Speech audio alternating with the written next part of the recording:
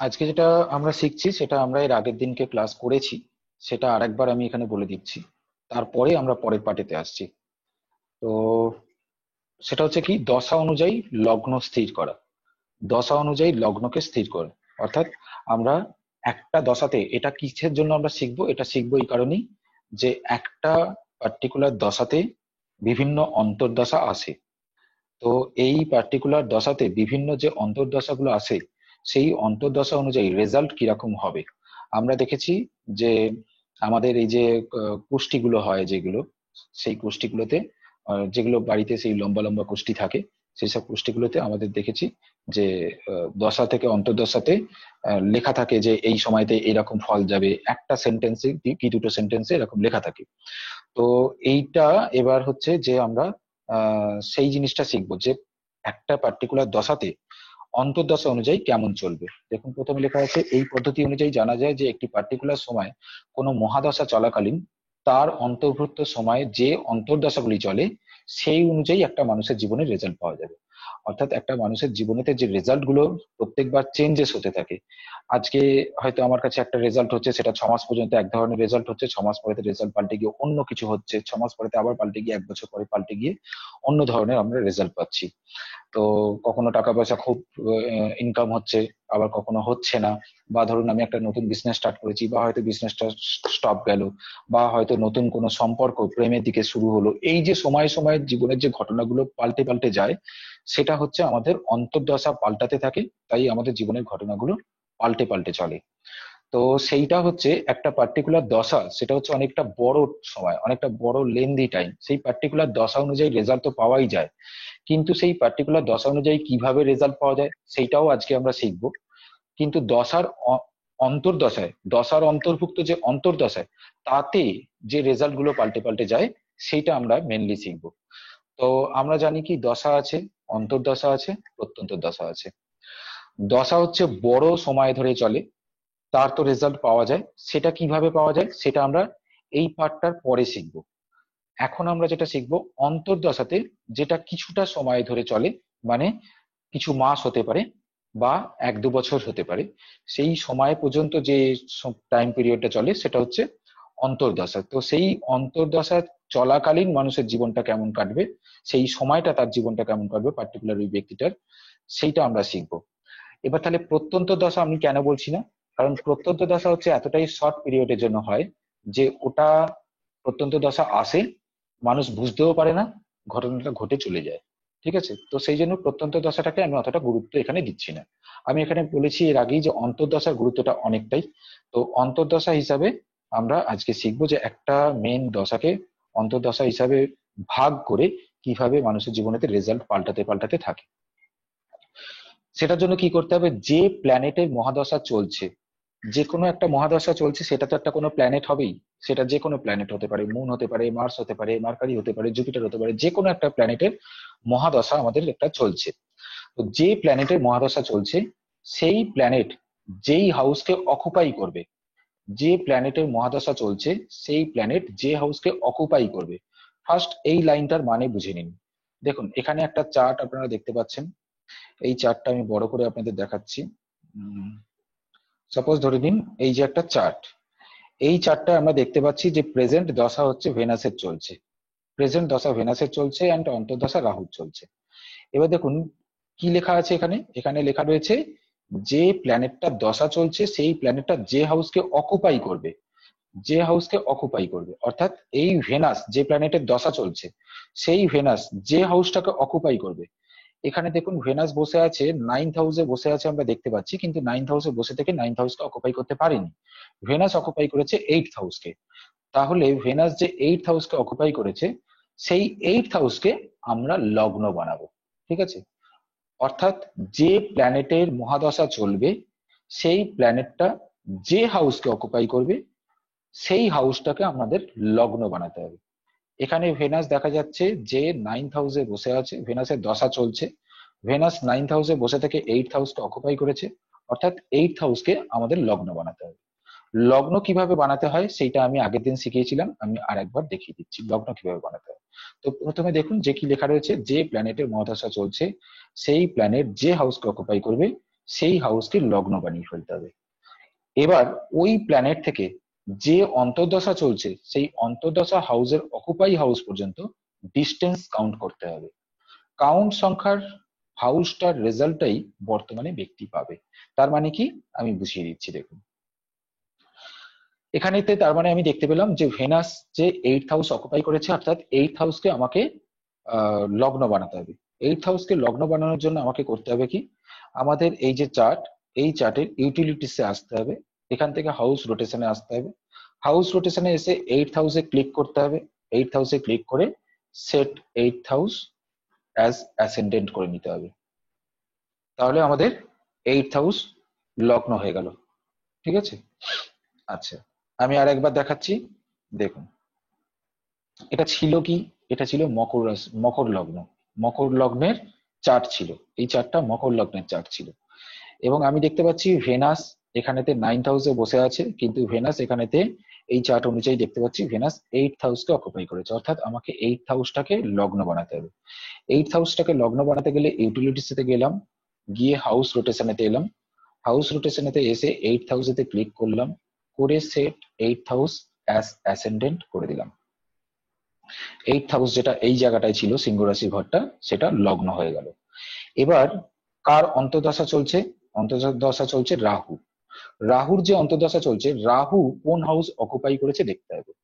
রাহু এখানে দেখতে পাওয়া যাচ্ছে এই যে ঘরটা আছে, এই ঘরটাতে বসে আছে, কিন্তু এই ঘরটাকে অকুপাই করতে পারেনি। দেখুন এই ঘরটাকে অকুপাই করতে পারেনি, অর্থাৎ আগের ঘরটাকে অকুপাই করেছে, অর্থাৎ এই পর্যন্ত অকুপাই করেছে। তাহলে এখান থেকে এই পর্যন্ত কি হলো, 8th হাউস হলো, এটা 8th হয়ে গেল। এটা যদি তখন 1 হয় তাহলে এটা 8 হয়ে গেল। রাহু এখানে এই চার্ট অনুযায়ী, অর্থাৎ এটাকে লগ্ন বানানোর পর যেটা তার আসল চার্ট ছিল, সেই চার্টেতে এই ঘরটা 8 নম্বর ঘর ছিল। এটাকে এখন লগ্ন বানানো হয়ে যেতে, তাহলে এটা লগ্ন হয়ে গেলে এখানে 8 হয়ে গেল, এখানে 9 হয়ে গেল, পরপর ঘুরে গেল এইভাবে।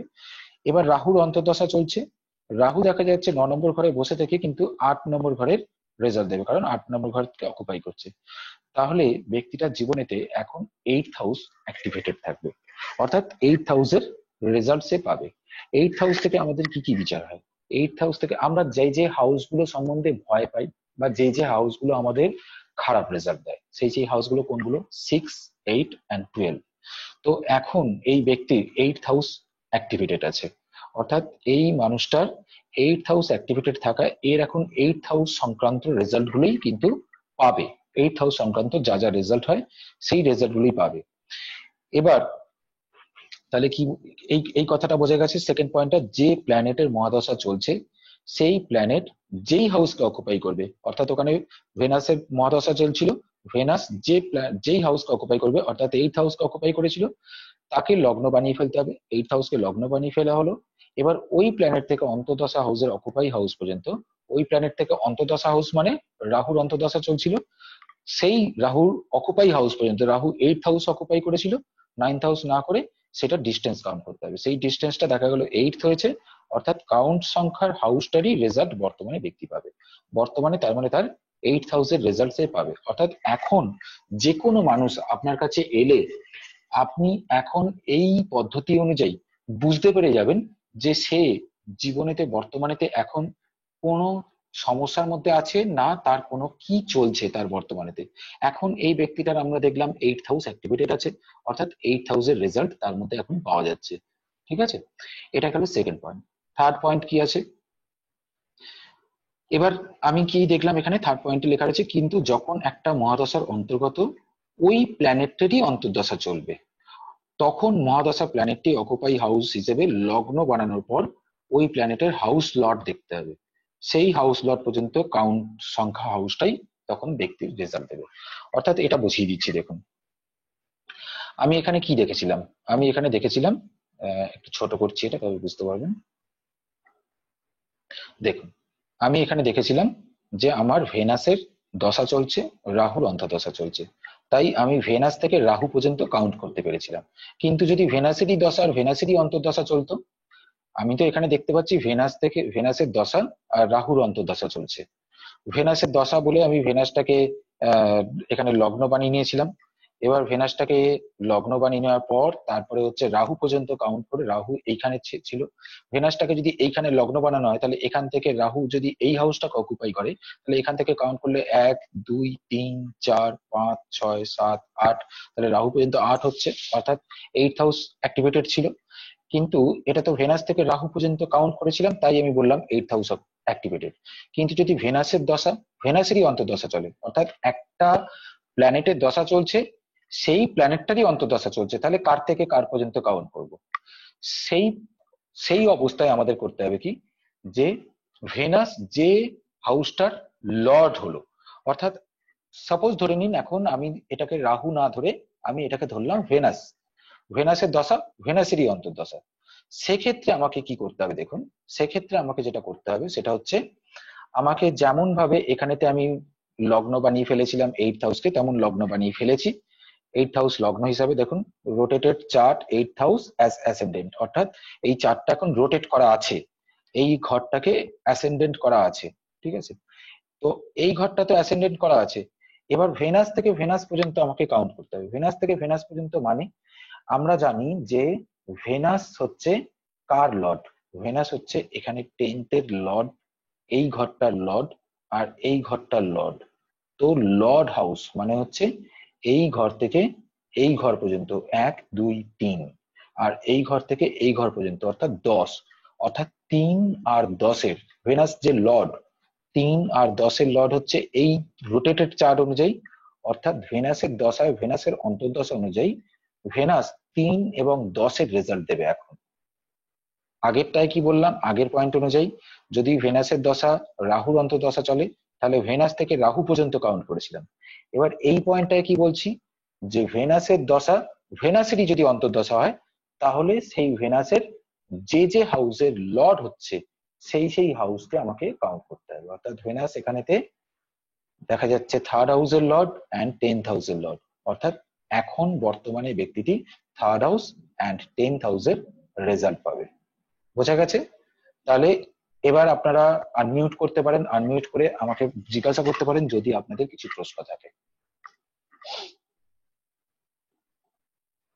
একটা কথা বলবো? হ্যাঁ বলুন। মানে এটাতে বোঝা গেল যে যে প্ল্যানেটের মেন দশা চলবে সেই প্ল্যানেটেরই যদি অন্তর্দশা চলে তাহলে আমরা সেই প্ল্যানেটের ওনার হাউসটাতে কাউন্ট করব, তাই তো? ওটাকে লগ্ন থেকে ওনার হাউসটা কাউন্ট হ্যাঁ করব। হ্যাঁ হ্যাঁ, তো এখানে ভেনাসের দশা চলছিল, ভেনাসের দশা চলছিল, ভেনাসটাকে লগ্ন বানালাম। এবার ভেনাসেরই অন্তর্দশা চলছে, তাই ভেনাসের ভেনাসের যে লর্ড হচ্ছে এই দুটো হচ্ছে ভেনাসের ঘর, তো এই দুটো ঘরের রেজাল্ট দেবে। এই দুটো ঘর 3 নম্বর ঘর আর 10 নম্বর ঘর হচ্ছে, তাই 3 নম্বর ঘর আর 10 নম্বর ঘরের রেজাল্ট দেবে। কিন্তু যখনই সেই ভেনাসের দশা শুরু হলে ভেনাসেরই অন্তর্দশা শুরু হয়, ঠিক আছে? ভেনাসের পরেতে কে আসবে, কেশু রবি আসবে। রবি যখনই আসবে তখন তার কেমন যাবে, এখানে ভেনাসের পরেতে রবি, দেখুন রবি 12 চলে এলো, অর্থাৎ 12 মানে হচ্ছে রবি কি এখানে 12th হাউস অকুপাই করেছে সেটা দেখে নিন। হ্যাঁ করেছে, 12th হাউস অকুপাই, অর্থাৎ 12th হাউস অকুপাই করেছে যখন, তার মানে তার সেই সময়তে ব্যয় হবে, এক্সপেন্ডিচারটা বাড়বে, ঠিক আছে? যদি সে কোনো ফরেন ট্যুরের জন্য চেষ্টা করে থাকে তাহলে সেটা হতে পারে, বা তার কোনো যদি প্রবলেমেটিক মানে হসপিটালাইজেশন হওয়ার কিছু ব্যাপার থাকে সেটাও কিন্তু হতে পারে। 12th হাউস সংক্রান্ত যা যা রেজাল্ট। এরপর তারপরে কেশু চন্দ্র, চন্দ্র সেই 12th হাউসকে ইন্ডিকেট করছে, অর্থাৎ সেই রেজাল্টই পাবে। অর্থাৎ কার আন্ডারে, ভেনাসের দশার আন্ডারে অন্তর্দশাগুলো পাল্টে পাল্টে পাল্টে পাল্টে যাচ্ছে। তার মানে রবি চন্দ্র হলো, এবার মঙ্গল, রবি চন্দ্রের পর মঙ্গলের অন্তর্দশা আসবে। মঙ্গল দেখুন এখানেতে 5th হাউসে বসে আছে, কিন্তু আমি একবার দেখে নেব যে 5th হাউসকে অকুপাই করতে পেরেছে কিনা। হ্যাঁ 5th হাউসকে অকুপাই করতে পেরেছে, অর্থাৎ তখন তার 5th হাউস রিলেটেড রেজাল্ট আসবে। 5th হাউস রিলেটেড রেজাল্ট মানে 5th হাউস সন্তান হতে পারে, অর্থাৎ সন্তানকে নিয়ে কোনো রকম চিন্তা ভাবনা সেই সময়তে হতে পারে, সন্তানকে নিয়ে, বা সন্তানের জন্য নতুন কোনো প্রোগ্রেসিভ কিছু ব্যাপার আসতে পারে, বা তার যদি কোনো প্রেমের ব্যাপার থাকে সেটা হতে পারে, বা কোনো রকম 5th হাউস থেকে আমাদের আরো অনেক কিছু ব্যাপার হয়, যেমন শেয়ার মার্কেট এই সবগুলোও বিচার হয়, তো সেইগুলোও হতে পারে, ঠিক আছে? তো সেই 5th হাউস রিলেটেড তখন রেজাল্ট আসবে, মানে অর্থাৎ আমরা বুঝতে পারছি যে কখন কোন মানুষের কোন হাউস অ্যাক্টিভেটেড হচ্ছে, সেই হাউস সংক্রান্তই তার রেজাল্ট পাওয়া যাবে সেই সময়তে। এই পর্যন্ত আমরা। আচ্ছা স্যার, এখানে আরেকটা কথা বলি। হুম বলুন। বলছি যে আমরা তো এই অবধি যেটা শিখলাম সেটা যেটা দশা চলবে সেটা লগ্ন ধরে আমরা করব, কিন্তু এর আগে আমরা শিখেছিলাম যে দশা যেটা চলছে সেটা এবং তার স্টার লর্ড, অন্তর্দশা চলছে সেটার স্টার লর্ড যে যে ঘরকে অকুপাই করবে সেই অনুযায়ী রেজাল্ট দেবে। তাহলে কি ওটা আর এখন ধরবো না? না, ধরবেন। ওটা যেমন ধরবেন, এটা হচ্ছে কি, এটা আপনার এটা জানার জন্য যে এখন কোন হাউস অ্যাক্টিভেটেড। এটা যা এই পদ্ধতিটা হচ্ছে এখন কোন হাউস অ্যাক্টিভেটেড। একটা মানুষের জীবনে বহু ঘটনা ঘটে, একটা মানুষের জীবনে কোনো একটা ঘটনাই ঘটে না। আমার জীবনেতে এই সময়তে বর্তমানেতে বহু ঘটনা ঘটতে পারে, ঠিক আছে? আমার জীবনেতে এই বর্তমানেতে আমার একটাই ঘটনা ঘটছে তা কিন্তু নয়। তাহলে কি হচ্ছে, আমার এখন কোন হাউস অ্যাক্টিভেটেড আছে সেটাও যেরকম আমাকে রেজাল্ট দেবে, তেমন যেটা আপনি বললেন যে আমরা যেটা আগে শিখেছিলাম যে দশা যেটা চলছে সেটা যে হাউস অকুপাই করবে এবং তার তার যে স্টার লর্ড সে যে হাউস অকুপাই করবে সেইটা, এই দুটো হাউসের রেজাল্ট পাওয়া যাবে। তো ঘটনাটা ঠিকই তাই, সেটাও ধরতে হবে। অর্থাৎ এখন যেটা শেখাচ্ছি এটাকে এখনের মতো, তখন যেটা দশা অন্তর্দশার বিভিন্ন চ্যাপ্টার আছে।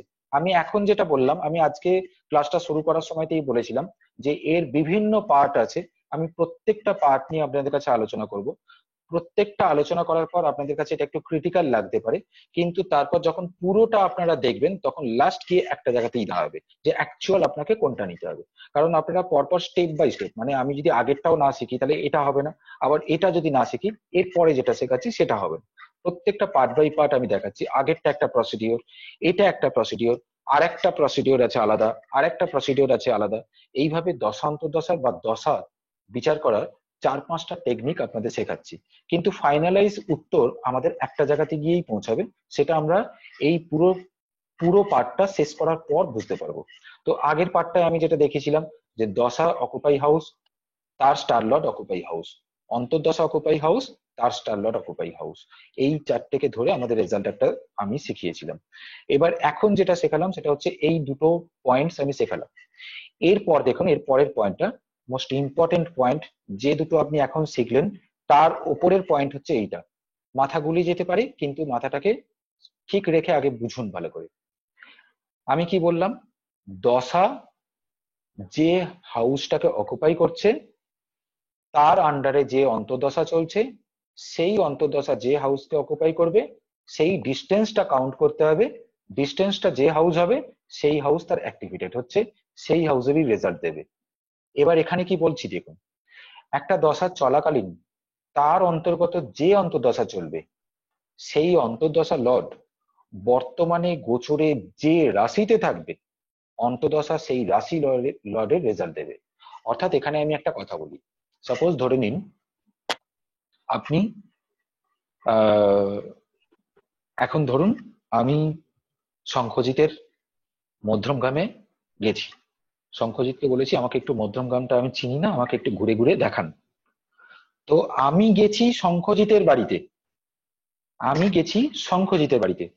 শঙ্খজিৎ আমাকে দেখাবে কি দেখাবে না শঙ্খজিতের ব্যাপার, কারণ আমি গেছি এখন শঙ্খজিতের বাড়িতে। শঙ্খজিৎ আমাকে মধ্যমগ্রাম না দেখিয়ে বর্ধমানও দেখিয়ে দিতে পারে, আমার কিছু করার থাকবে না, কারণ আমি গেছি শঙ্খজিতের বাড়িতে।